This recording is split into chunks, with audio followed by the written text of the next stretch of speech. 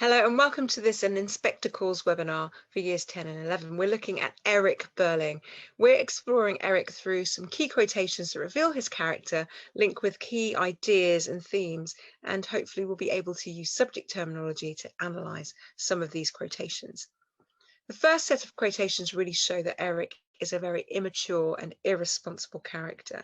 In the stage directions, he's described as being half shy and half assertive. You can see the juxtaposition between shy and assertive, and even half and assertive, show that he's unsure of himself.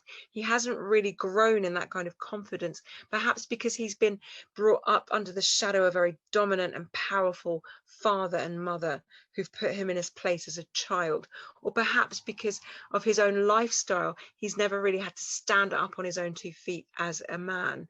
His father criticizes him and talks about varsity and whoring and drinking.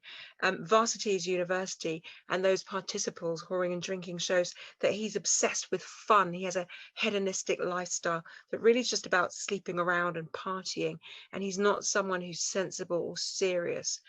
Also, when he talks about the fact that he made a baby with a woman, he got someone pregnant. He said, I wasn't in love with her or anything. I liked her and she was pretty and a good sport. The kind of attitude that he goes in with as someone who is making children is appalling, really, because she's a good sport, and that metaphor is just about her being someone who's fun loving, who's not serious, and he didn't want to settle down with her, and yet he made her pregnant, which at that time was incredibly serious and dangerous situation for a young woman to be in. And perhaps the turning point of him in terms of him immaturity and irresponsibility is that he stole. I took money from the office. So instead of saying I stole the money, he says took. But at least at this point in the play, he's starting to mature because he accepts his part in the theft. We can also see that although despite being an irresponsible and immature character, at least he's someone who feels shame.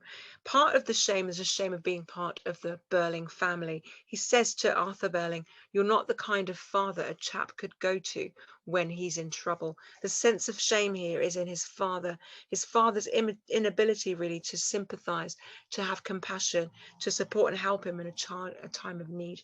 Also, there's a sense of shame with how Eva Smith, who was younger than him, treated him as if he were a kid. Now, she is the one who took responsibility, who stood up, who had a moral kind of duty, she felt, to not accept the stolen money.